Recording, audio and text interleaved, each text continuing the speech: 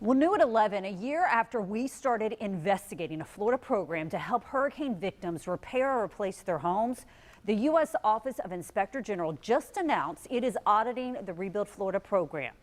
The OIG's office says it has notified Florida Commerce that this audit is beginning.